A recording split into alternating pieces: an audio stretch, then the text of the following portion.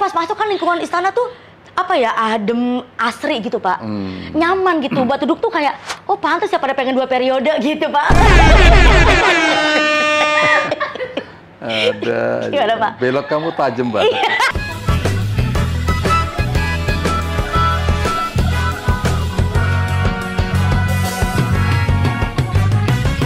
5, 4, 3, 2, 1, open the door. Kan kalau di Deddy Corbuzier, close the door. Ini open the door. Saya open, biar kita buka Pak. Iya. Bersama di sebelah saya ada ayah gulaku, my sugar daddy. Tepuk tangan untuk Bapak Muldoko. Harusnya kan jenderal, tapi nggak mau apa, biar lebih akrab ya Pak ya. Kalau jenderal tuh kesana garang gitu, galak. Kesannya aku garang nggak? Enggak, Bapak masih imut-imut. Bapak seger banget Pak. Ini serius ya Bapak, kalau lihat aslinya Pak Muldoko itu selalu fresh. Kayak baru keluar dari kulkas. Seger. Sayur kali. Terong Bapak. Terong. Pak, ini saya Kiki Saputri, mohon izin Dokter Siska, terima kasih. Saya diizinkan pertama kali Pak, saya bisa masuk ke wilayah Istana Negara. Saya pas pertama kali tadi masuk kan, melewati banyak, ada pas pampres, ada itu ya. Saya bilang, sebenarnya kantornya udah mulai sepi karena udah sore Pak. Tadi ditungguin loh sama Bapak, Bapak nunggu setengah jam. Iya, aduh Pak, maaf ya Pak. Aduh, maaf banget ya Pak, namanya juga artis Pak. Aduh, kurang ajar Pak. Iya, saya pas masuk kan lingkungan istana tuh apa ya, adem, asri gitu Pak. Nyaman gitu, buat duduk tuh kayak, oh pantas ya pada pengen 2 periode gitu Pak. Ada. Gimana, Pak? Belok kamu tajam banget. Nggak ada sennya soalnya Pak. Pak, saya mau nanya dari hal yang paling mungkin pertanyaan teman-teman saya ini, kita sebagai rakyat jelita Pak. Netizen apa, awam. Apa jelata? Iya kan, kalau jelata terlalu kasar ya. Rakyat jelita Pak. Jadi Jenderal Purnawirawan, Panglima TNI, Bapak Muldoko. Bapak kan mengisi jabatan sebagai Kepala Staf Kepresidenan. Itu sebenarnya tugasnya apa sih Pak? Iya, tugasnya kita di KSP ini memberi dukungan ya kepada Presiden dan Wakil Presiden untuk mengawal program-program dan proyek nasional strategis gitu ya. Kita memastikan bahwa semua itu berjalan dengan baik, ya. Not only send, tetapi kita memastikan terdeliver. Untuk itu kalau ada hambatan, ada bottleneck di perjalanan menuju pencapaian, keputusan gitu Pak ya. Pencapaian hasil itu kita beresin gitu. Bisa mungkin karena penyelesaian tanahnya belum beres. Seperti Wadas kemarin ribut gitu ya, kita beresin. Apa yang beresin Pak? Siapa yang berbuat, siapa yang bertanggung jawab ya Pak? Pak, jangan ditantang kalau mau ketawa Pak. Berikutnya juga kita melakukan komunikasi publik dan komunikasi politik ya. Betul. Sehingga kalau ada isu-isu yang perlu segera kita beresin, kita selesaikan dengan cepat. Kalau ada isu-isu harus segera dibereskan. Misalnya kalau ada netizen yang hujat Pak Jokowi, Bapak yang maju paling depan Pak? Ya, tergantung konteksnya. Kalau konteksnya itu dalam rangka mengkritisi kebijakan, sepanjang itu dalam rangka memberikan masukan, kritikan yang bagus gitu ya Pak. Kritikan membangun. Tapi kalau sudah berkaitan dengan pribadi, saya pasang badan di situ. Ya Allah. Berarti ini menyangkut kehormatan. Roastingan saya masih aman ya Pak? Roastingan saya sejauh ini masih aman ya Pak? Oh ya, kamu masih kelasnya RRI. Apa tuh Pak? Apa tuh RRI Pak? Apa tuh Pak? Ratu Roasting Indonesia. Bisa ngelawak juga. Tuh kan, saya bilang juga apa kan? Jadi itu dipersiapkan dulu tidak gelarnya Kiki? Enggak, aku hanya mempelajari background aja. Spontan. Iya. Jadi pertanyaan profiling dulu. Iya. Itu makanya kan saya udah deket banget sama beliau, udah begini banget kan. Ayah gula. Sugar daddy-ku. Om, nanti apartemen jangan lupa Om. Udah disiapin. Nah, tapi untuk dibersihkan. Oh iya benar. Pak, jadinya lebih enak mana Pak akhirnya? Menjadi seorang Panglima TNI atau sebagai Kepala Staf Presidenan? Kalau saya melihat jabatan bukan enak atau tidak enak. Masya Allah. Tetapi kita melihat tanggung jawabnya. Tanggung jawabnya. Kita percuma diberikan posisi, diberikan amanah, tapi tidak berbuat banyak untuk memberikan pelayanan kepada masyarakat. Iya. Karena itu yang jauh lebih penting. Kalau hanya sekedar menikmati jabatan, ya mungkin semua orang juga bisa. Iya. Tapi bagaimana sekarang memaknai sebuah jabatan itu memberikan dampak, ya, berdampak positif khususnya kepada semua orang, kepada semua masyarakat, dan apalagi di KSP ini doktrin saya kepada anggota di sini adalah KSP ini rumah terakhir pengaduan. Oh jadi Jadi kalau kita sudah nggak bisa lagi menerima keluhan masyarakat, terus masyarakat mau kemana lagi? Berarti ke KSP lah tempatnya. Nah, untuk itulah kita juga punya program KSP mendengar, ya. KSP mendengar. Jadi termasuk kamu datang ke KSP itu, ya saya dengarkan curhat kamu itu diantaranya. Gitu, iya, saya sering curhat sama Bapak. Ya. Pak, token listrik habis gitu, saya gitu. Jadi lebih menantang menjadi seorang panglima atau menjadi KSP, tantangan dan tanggung jawabnya mungkin Pak. Iya. Ya, dan challenging-nya. sebenarnya kita melihat dari kalau dilihat dari skop pekerjaannya, kalau panglima itu lebih kepada bagaimana mengelola tentara untuk menjalankan tugas, ya, melindungi teritori, kedaulatan, melindungi masyarakat dari sisi keamanannya dan berbagai hal. Tapi kalau di KSP ini lebih komprehensif, ya, karena bagaimana kita sebenarnya bisa menjadi bridging, menjadi jembatan yang menghubungkan kalau terjadi bottleneck di antar kementerian, itu kita bisa selesaikan di sini.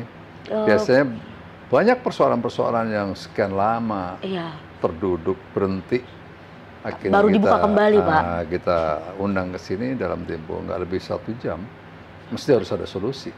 Keren. Jadi nggak nunggu viral, nggak nunggu dibikin film dulu baru dikerjain. Tapi yang ini lebih susah mengatur rakyat jelita atau militer? Ya, di sini lebih kompleks, ya, karena sudah bagaimana bertemunya antara politik, berikutnya teknokratis, berikutnya juga para NGO dan seterusnya. Ada lebih luas ya Pak lingkupnya. Iya. Jadi lebih susah mengatur sipil dibandingkan militer. Ya sebenarnya lebih mudah tentara lah. Iya, karena udah jelas skupnya ya Pak ya. Ya udah. Kita TNA-nya ada di situ. Iya betul. Jadi, saya merem aja udah tahu apa yang kamu pikirkan. Gitu. Oh iya. Kalau misalnya ibaratnya tuh kalau pasukan ya Pak ya, gampang diatur. Kalau netizen jadinya nggak bisa diatur Pak. Kan saya sampai googling dulu Pak, sebelum saya juga cari-cari tahu kan, apa sih tugas Kepala Staf Presiden kan, mengelola strategi komunikasi politik dalam rangka mendukung pengambilan keputusan. Itu saya ngapalnya 3 hari 3 malam Pak. Terus yang kedua juga mendukung percepatan pengambilan keputusan untuk program nasional. Jadi kalau misalnya program nasional yang belum jalan, Bapak yang cepetan, cepetan gitu nggak ke Pak Jokowi? Kan temen. Maksudnya saya contoh doang Pak. Justru kita kalau terjadi hambatan-hambatan itu kita undang, kita pahami persoalannya kan. Kita kirim anggota kita ke lapangan untuk memotret bottleneck-nya ada di mana, persoalannya di mana. Setelah itu baru kita undang ke sini, dudukkan, kita bantu untuk mencarikan solusi.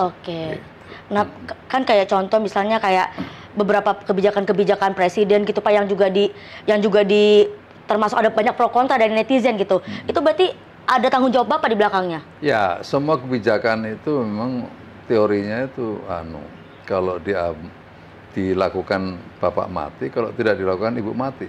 Itu pilihannya. Kebijakan memang seperti itu. Tidak mungkin sebuah kebijakan itu memberikan kebahagiaan, kesenangan, kepuasan kepada semua pihak. Tidak bisa membahagiakan semua orang. Untuk itu yang paling penting dari sebuah kebijakan adalah bagaimana kita memberikan sosialisasi kepada publik. Kenapa pemerintah harus mengambil posisi seperti ini? Nah, kita jelaskan. Karena ada alasannya ini. Itu ada alasan-alasannya. Berarti benar pepatah ya Pak ya? Karena kita diciptakan bukan untuk membahagiakan banyak orang, tapi untuk bermanfaat bagi orang banyak. Ya, satu tuh. Keren banget saya ini Pak. Tapi saya tuh kenapa saya merasa, padahal baru ya, ketemu Bapak mungkin baru bisa hitungan jari ya Pak ya, tapi udah merasa dekat. Karena kita punya karena kita punya sama-sama kesamaan. Sama-sama. Pernah hidup susah. Iya. Bukan begitu bosku. Tapi cuman saya tidak pernah berusaha untuk bunuh diri. Saya itu nyindir saya. Kamu pernah berusaha bunuh diri? Saya batal nikah, mau bunuh diri. Saya searching di Google, kiat-kiat bunuh diri tanpa rasa sakit. Yang keluar malah ayat suci, katanya. Gak jadi Pak saya. Bapak tahu aja saya. Itu bedanya. Bapak udah stalking saya sejak dulu ya Pak. Ternyata Pak Muldoko stalker. Iya, Bapak tahu aja apa dari Kavani nih infonya nih Dani. Nah itu Pak, bener Pak pernah hidup susah seorang jenderal. Ya, saya pikir seperti itu. Ya, kita hidup di kampung waktu itu kan. Kejar Satpol PP juga pernah. Itu, jadi ya biasa. Makanya begitu masuk tentara ya memang jiwanya udah fighter dari dulunya. Fighter. Gitu. Dan biasanya nggak kayak kamu. Gitu. Pak, saya kurang fighter apa Pak? Saya kesini pengen muter 2 kali ke istana Pak. Baru begitu udah ngeluh gitu. Gak boleh masuk saya Pak. Saya udah buka Kiki Saputri nih, nggak bisa lewat sana. Galak-galak banget kata saya nih Pak. Tapi artinya kalau saya sih melihat seorang pejabat publik ya Pak, entah itu jenderal entah itu di dalam posisi kepresidenan, kementerian gitu atau apa wakil rakyat lah kalau kita bilang, kalau beliau pernah merasakan hidup susah, saya punya kepercayaan bahwa beliau tidak akan membuat rakyatnya susah, karena beliau tahu rasanya tidak enak hidup susah itu seperti apa. Apakah itu yang juga Bapak tanamkan saat Bapak memiliki kepemimpinan? Ya, justru itu saya sering memberikan contoh kepada anak-anak di sini gitu ya. Saya selalu membayangkan kalau persoalan-persoalan ini menimpa pada keluarga kita, betapa kita juga ikut menderita kan begitu.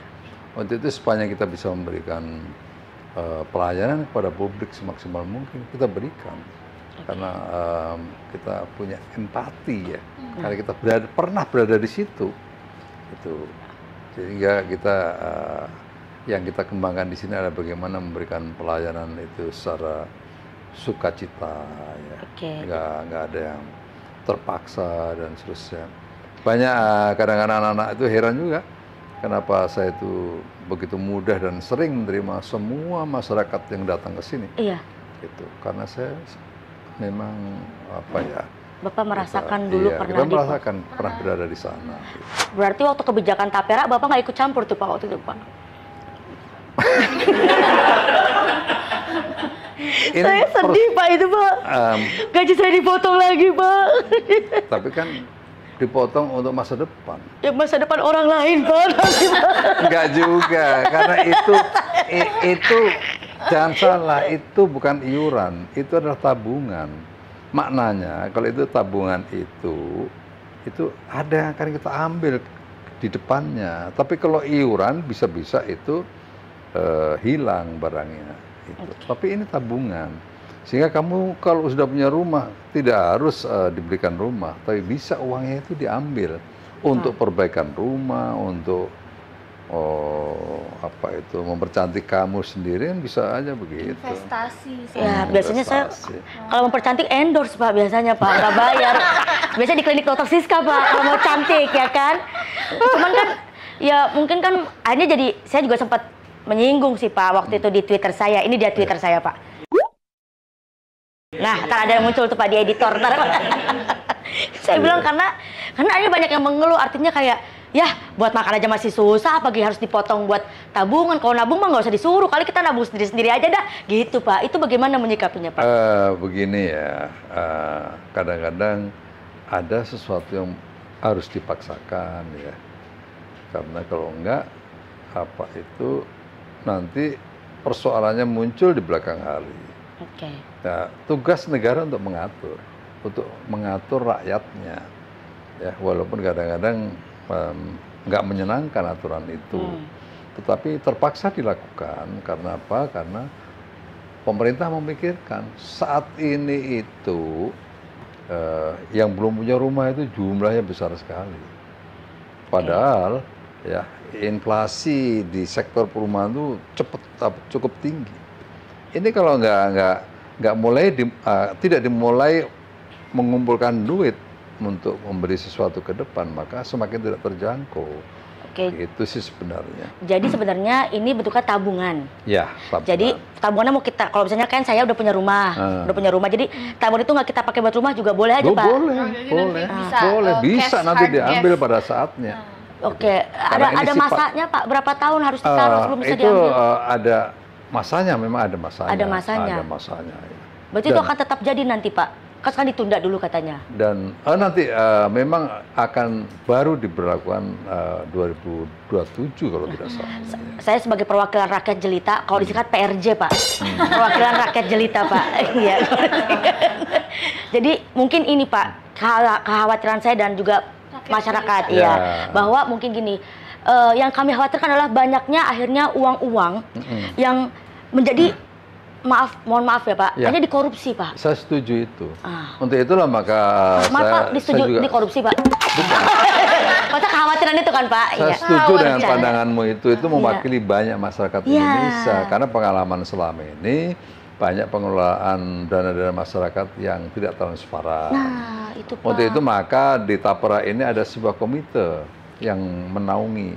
Komite inilah yang akan menyetujui, yang mengontrol boleh tidaknya Tapera itu investasi di sektor lain, sehingga nanti nggak kayak yang lalu, nggak kayak Asabri, nggak seperti yang lain-lain. Jiwasraya Pak. Nah, akhirnya investasi pada sektor-sektor yang rugi akhirnya bangkrut dan seterusnya. Ini nggak boleh terjadi. Nah, Tapera ini sendiri ide murni dari Bapak atau gimana? Oh enggak, Tapera ini melalui sebuah rapat kabinet. Jadi sebenarnya dulu itu sudah ada subsidi pemerintah di sektor perumahan. Perumahan, ya. Ya, itu ada bunga flat 5%. Tapi secara perlahan subsidi itu dikurangi. Maka penggantinya adalah Tapera ini. Oh, jadi ke situ larinya Pak. Iya. Dan Tapera ini dulu sebenarnya sebelumnya itu hanya dikhususkan untuk ASN. Nah, udah ASN aja deh Pak. Baper Tarum gitu ya. Tapi karena jumlah kepemilikan rumah itu semakin meluas, yang tidak punya, maka akhirnya diperluas kepesertaannya. Iya, soalnya mungkin kekhawatirannya kayak gitu Pak. Ada yang bilang kan komentar netizen gitu, ntar duit gue dipakai buat nyawer biduan lagi gitu. Ntar dipakai buat sunatan anaknya lagi gitu Pak. Kayak yang udah gitu Pak. Enggak. Aku nggak ngerti maksud kamu. Itu teman kita nih, Kementerian Pertanian. Pak, soalnya kan dan saya kan juga ya kita sambil berjalan mungkin artinya saya cukup senang bahwa Bapak sebagai Kepala Staf Presiden mau mendengarkan, bahkan mau menerima masukan, kritikan. Ada juga. Kalau kayak gitu kemarin kan banyak rakyat jelita dan netizen yang berkata-kata yang kurang baik ya. Itu gimana nih Pak menanggapinya? Bapak tahu nggak banyak sekali rakyat jelita yang kecewa, kemudian netizen lah. Ya, banyak yang maka kita kemarin diantaranya kita lakukan konferensi pers di sini ya. Itu salah satu memberikan pemahaman kepada publik agar kenapa Tapera itu dijalankan, agar publik tahu. Terus bagaimana caranya, terus selanjutnya apakah di antara pertanyaan tadi Tapera itu harus untuk membangun rumah. Ternyata begitu dijelaskan oleh kepala Tapera, enggak seperti itu. Nah, ini kan sebenarnya semakin jelas masyarakat. Dan yang paling penting sebuah kebijakan itu harus disertai oleh kegiatan sosialisasi. Iya. Kalau tidak ya nanti akan ribet. Betul. Nah, kayaknya sosialisasinya kan masih kurang nih ya Pak ya. Kayaknya Bapak kayaknya harus bawa influencer Pak untuk daerah-daerah gitu Pak buat mau mengajukan. Gitu Pak. Jadi kan bisa lihat Instagram saya gitu, kasih tahu gitu Pak. Boleh juga. Karena kan iya kan. Kan kalau misalnya Bapak-bapak pakai batik doang, netizen kayak, mau serius nih pasti nih males gitu. Tapi kalau ada yang kocak-kocak kan lucu gitu Pak. Jadinya ini penyampaiannya kalian promosi ya. Ya siapa tahu dari KSP butuh. KSP kan Kiki Saputri Pak. Kiki Saputri bersama KSP. Bagus. Iya. Kiki Saputri partner gitu KSP. Bagus termasuk Parul. Oke, terus kalau saya lihat kilas balik mulai kehabisan bahan deh. Enggak dong. Kebanyakan Pak, saya pilih-pilih nih. Bapak waktunya kan padat ya Pak. Saya harus pilih-pilih nih mana yang mau saya perbincangkan. Nah, kan Bapak juga, saya sempat baca nih profil Bapak tuh ternyata Bapak ini sangat concern di bidang pertanian. Makanya tadi saya singgung. Oh gitu. Iya Kak, Bapak kan sampai membangun sebuah perusahaan riset untuk pertanian. Benih ya. Benih bahkan di daerah Bapak ya Pak ya. Ibaratnya Bapak tuh dianggap sebagai penyelamat Pak. Nah kenapa nggak Bapak jadi Menteri Pertanian? Mungkin pertanyaan Dr. Siska juga sama ya. Iya. Kok tanya saya? Ya, oh iya Bapak kan dipilih ya. Oh iya, diutus ya Pak ya. Iya. Memang saya punya background ya. Lahirnya di desa, orang tua saya petani. Sehingga saya memang dari kecil sudah ada di situ. Learning by doing. Iya, gitu. Jadi kita biasa hidup di tengah-tengah masyarakat petani sehingga itu menjadi background basic saya. Begitu saya pensiun, saya berpikir untuk berbuat sesuatu di sektor pertanian gitu. Nah, yang saya pilih adalah saya tidak segera mencari duit ya. Enggak, bukan itu tujuan saya. Tapi bagaimana sesungguhnya saya bisa berbuat sesuatu agar bisa bermanfaat dan menjadikan petani kaya. Nah, itu Pak. Itu. Saya selalu berbicara sama petani. Para petani, kalian harus kaya. Kamu mimpi kaya saja nggak berani, apalagi menjadi kaya. Terus ada yang bertanya, saya pengen kaya, bagaimana caranya jenderal? Nah, karena saya tentara, follow me, ikuti saya. Gitu. Jadi tentara, hanya petani. Jadi tentara. Follow me dalam follow me untuk mengikuti langkah-langkah teknis. Wah, di dalam menanam itu ada caranya. Punten Bapak dari daerah mana Pak? Maaf Pak. Saya dari Kediri. Dari Kediri kan Pak. Nah itu kan maksudnya Bapak kan sudah memajukan petani di daerah Bapak. Bukan di daerah saya aja, tapi ini sekarang benih saya itu sudah menyebar di seluruh Indonesia. Nah itu Pak maksudnya, tapi kan kalau Bapak memposisikan diri sebagai menteri pasti kan akan lebih merata gitu. Kan bisa rangkap jabatan aja Pak. Vote Pak Mul untuk menjadi Menteri Pertanian. Kita kan perwakilan rakyat jelita. Iya, kalau menteri memang ditunjuk presiden. Kita ngomong Pak Prabowo ntar ya. Iya. So akrab banget. Aduh, Kiki. Capek deh. Kata Pak Mul, gue udah enak-enak di sini lu suruh jadi menteri gue.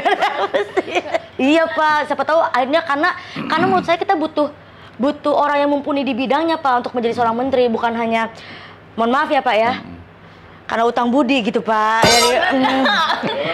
Jadi maksud kan contohnya kayak kalau Bapak jadi Menteri Pertanian, Bapak membidangi itu, Bapak menguasai betul. Kalau orang yang nggak menguasai Pak, akhirnya apa? Bukan hama yang dibasmi, duit kita dikorupsi. Haredang, panas. Dr. Siska mau ada pertanyaan buat Bapak? Kalau ada saya sikat lagi nih. Saya mau nanya nih Pak, tadi kan masalah tapera, saya lihat viral banget. Orang-orang tuh banyak kata-kata yang saya baca, aduh ini apa nih. Nah, kurang elok lah gitu. Kurang elok gitu. Jadi sebetulnya Bapak takut nggak sih kalau misalnya ada kata-kata yang kurang elok dari netizen, rakyat jelita dan netizen? Dan saya ingin bertanya, ketakutan terbesar seorang Pak Muldoko itu apa? Pastinya ada dong Pak. Selain istri ya Pak ya.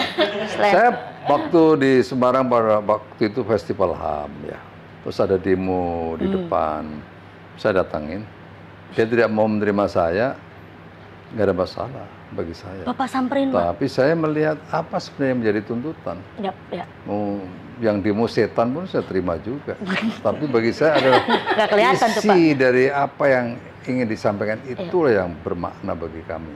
Ya. Karena kami akan melakukan perbaikan gitu. Jadi bagi saya biasa, masyarakat marah, masyarakat komplain, masyarakat yang menyampaikan aspirasi, susah. Sering di sini kita terima. Justru saya suruh marah-marah. Ada yang mahasiswa gebrak meja. Serius, Pak? Aku ketawa-ketawa aja gitu. Setelah saya jelaskan baru dia paham. Kenapa harus seperti itu? Pemerintah posisinya begini. Ya, baru dia memahami. Gitu. Jadi bagi kita bahwa mengelola negara itu memang tidak mudah ya, karena banyak persoalan-persoalan yang kita hadapi. Bukan berarti kita menyerah, bukan berarti kita mengeluh, tidak. Ya. Tapi masyarakat juga harus paham bahwa mengelola hampir 80 juta manusia nggak gampang, Pak. Perlu sebuah effort yang kuat, dan kita juga jangan mudah marah, karena ya wajar kalau masyarakat marah karena satu mungkin karena tidak tahu, yang kedua mungkin karena tidak punya kecukupan. Ya. Sebagai contoh Tapera mungkin ada yang merasa memang belum cukup, harus menabung dan seterusnya. Kita memahami itu, tapi juga harus dilihat hal yang lebih besar. Itu. Nah ini nih, Dul Wakil Rakyat, siap mendengarkan suara rakyat. Ih, keren. Iya. Keren. Harus nggak takut loh di demo, nggak disamperin. Jadi ketakutan terbesarnya apa? Ketakutan terbesar seorang Pak Mul dong? Nggak ada yang takut. Oh, jadi tidak ada yang ditakuti? Takut istri, Pak? Nggak takut istri? Kadang-kadang. The best. Pak, ini kan apa yang pengen Bapak sampaikan kepada teman-teman penonton saya, mungkin ya, artinya seorang jenderal dari hidupnya yang juga susah ternyata, tapi bisa di titik ini, nilai apa sih yang Bapak bawa, yang terus Bapak bawa sampai sekarang, membuat akhirnya mimpi itu bisa jadi nyata? Iya, saya selalu juga menyampaikan kepada teman-teman para mahasiswa ya, bahwa kalian harus punya mimpi yang besar ya. Tapi mimpi itu harus diperjuangkan. Tidak bisa kamu hanya sekedar mimpi, tapi bagaimana memperjuangkan mimpi itu. Tapi harus diawali dengan mimpi. Diawali dengan mimpi. Ya, diawali dengan sebuah keinginan atas sebuah tujuan yang jelas gitu ya. Tapi diperjuangkan. Nah, saya yakin nggak ada yang nggak bisa. Kalau saya, kuncinya adalah optimisme. Optimisme. Yang kedua, semangat. Semangat. Tidak pernah menyerah gitu ya. Yang terakhir, yang ketiga adalah berani. Iya. Modal nekat kayak saya, Pak. Iya. Make difference. Di buku Bapak ada apa, Pak? Di buku Bapak? Kan di situ ada 3M, rumusan 3M. 3M? Iya, gitu. M yang pertama? Muldoko. Namanya itu. Lucu juga nih, dokter. Move. Bergerak. Yes, bergerak. Kadang-kadang kamu mau bergerak susah. Iya benar. Iya kan? Kamu sekarang pada posisimu yang sudah nyaman, mau coba di sektor lain nggak berani. Atau mungkin malas, udah terlalu nyaman, Pak. Ya kan? Move, nggak berani move, nggak berani bergerak. Keluar dari zona nyaman. Yes. Ya, move. Gitu. Karena jangan cuma mimpi doang. Sebagian dari kita selalu berhenti di konsep. Begitu mau melangkah takut. Realisasinya emang susah. Iya lagi. Ya. Modal bacot doang tapi nggak mau langkah, Pak. Berhenti di konsep terus. Iya benar. Mimpi terus tapi nggak bangun. Iya, kalau kata Giri kan mimpi adalah kunci. Nah, tapi dia bingung kuncinya di mana nih, Pak. Nah, dia lupa naruh tuh. Makanya dia nggak jadi-jadi tuh nggak giring. Yang kedua motivate. Bagaimana motivasi itu. Ya. Yang ketiga baru make difference. Buat perbedaan. Ya. Kalau kamu sama yang lain ya nggak kelihatan. Iya betul, Pak. Gitu. Bagus banget tuh, bergerak, motivasi. Jadi kalau udah bergerak nih, kalau misalnya nanti kan siapa tahu di jalan ada hambatan, jangan menyerah, motivate lagi, baru make difference. Out of the box. Oh iya. Makanya posisimu sebagai RRI pertahankan, make difference. Siap, Pak. Karena cuma saya, Pak, RRI, Ratu Roasting Indonesia. Ini dari Pak Muldoko nih. Kiki Saputri RRI ya kan. Radio loh RRI. Ya udah, mulai sekarang gedung RRI punya saya Pak ya. Iya. Tolong Pak dikasih surat Pak itu Pak, tolong Pak. Nah ini Dokter Siska ada punya games Pak. Oh, game. Iya. Kita kasih Pat-pat ya. gulipat. Pat-pat gulipat. Jawab cepat harus tepat. Nah, ini saya Jawab baru saya cepat bikin ya, tadi. Sepatu sneaker atau pantofel? Apa sepatu? Iya, milih sepatu sneaker. Atau pantofel? Atau Jawab pantofel. cepat Pak, ulangi. Harus cepat ya. Berani-berani lu maksa ya. Pak, maaf ya Pak, teman-teman saya ini agak geragas Pak. Bapak pilih Iya, Pak. sepatu pantofel atau sneaker? Lihat sendiri. Sneaker man. Wih, sneaker. Sinetron atau film? Film. Pantai atau gunung? Pantai lebih. Nggak Karena suka. saya udah jadi tentara terlalu lama hidup di gunung. Oh, bosan sama gunung ya Pak ya? Ya Allah, iya lagi. Bapak kata kalau menelpon istri harus naik pohon dulu Pak ya? Nyari sinyal. Itu Iya, udah. bener itu dulu Kayak gitu tuh. Crash Landing on You itu malah bagus, Crash Landing on You. Iya, karena di gunung-gunung kan, film-film Korea gitu Pak. Oke Pak. Film Korea atau film Hollywood? Dua-duanya oke. Bapak Boleh aja nonton dan suka. drakor juga? Iya, boleh lah, kenapa enggak? Nonton Opa. Cinta Opa. Ya, kencana Iya, ya. kencana yo. Crash Landing itu bagus juga. Bapak nonton. Halo Pak. Bapak pasti kebayangin gue mudanya Kapten Rito gitu. Itu ada kejadian-kejadian yang mirip nggak? Sering kejadian kita masuk ke, cuman konteksnya kita masuk di negara lain, karena kan begini, kadang-kadang kita seperti perbatasan darat Malaysia Indonesia, kadang-kadang ada prajurit saya yang cross Jaga perbatasan. border tanpa disadari ya, gitu. Kalau zamannya dulu kan kita belum punya melewati GPS yang iya, kuat. iya. Dibunuh ya kalau di Kalau cross landing itu. berarti kan menyeberang ke Iya, sebelah. iya. Nah, biasanya di situ akan benturan. Iya. Benturan dalam arti regulasi. Kamu nggak boleh di sini. Betul. Nah ini Pak, saya punya tebak-tebakan Pak. Misalnya kalau ada pesawat jatuh, Ya. mobil kecelakaan, amit-amit nauzubillah min dzalik ya Pak, bus jatuh, munculnya di mana Pak? Munculnya di mana? Iya. Pesawat jatuh, bis tenggelam, munculnya di mana Pak? Di nasib. Di mana? Nasib. Di nasib. Iya lah. Iya nasibnya iya betul. Iya Cuma kan? itu pesawat sama bis munculnya di mana Pak? Di TV Pak. Sontol lo. Sontol lo ya. Nah. Ada lagi yang aku nih. Iya iya iya. Jika ada 10 pejuang Indonesia nih Pak yang berperang, kemudian gugur 1, jadi yang kembali ke markas ada berapa orang? Ya tetap 10 lah. Kenapa kok tetap 10 Pak? Kan mati 1. Mati 1 Pak. Ya kan yang meninggal digotong juga. Masa mau ditinggalin? Itu benar tapi kurang tepat. Tapi kurang tepat. Kasih tahu Dokter Siska jawabannya. Nah, yang kembali berperang itu 1010 berarti. Karena gugur 1 tumbuh 1000. Oh, gitu. Itu Pak. Ya. Bisa tuh tadi pakai tebak-tebakan ke tentara. Capek deh. Kata pasukan gini, ya Allah jenderal gue receh banget ya gitu. Wes. Pak, ya saya mau minta ini Pak, terakhir Pak.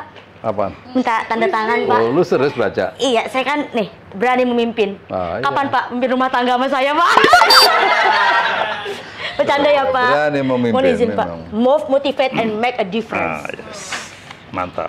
Ini Bapak yang nulis sendiri Pak, masa pemikiran Bapak? Oh iyalah, gimana? Gokil. Ini bukan biografi, tetapi Ya. ini sebuah pelajaran leadership ya. Leadership. Ya, karena di sini menggabungkan bagaimana pemikiran-pemikiran orang-orang hebat ada di sini. Oke, siap. Berikutnya juga bagian-bagian yang bisa saya aplikasikan di lapangan dan seterusnya. Berarti ilmu-ilmu yang pernah Bapak pelajari, Bapak lewati semua Bapak tuangkan ke sini. Siapa berarti buku yang sangat bagus udah beredar ini Pak di toko buku. Udah, di toko Gramedia. Nah, Gramedia ya. Gramedia. Oke, siap. Tanggal Sekarang 10 ya. tanggal 10 Pak. 11 Pak, 11 Juli. Ya nggak apa-apa lah Pak. 2024. Yes. Thank you. Jenderal Purnawirawan Dr. Mantap, ya. Muldoko. Dr. Muldoko. Tuh, tepuk tangan dong. Ngeri. Pak, Thank you. KSP Kiki Saputri Partner. Yeah.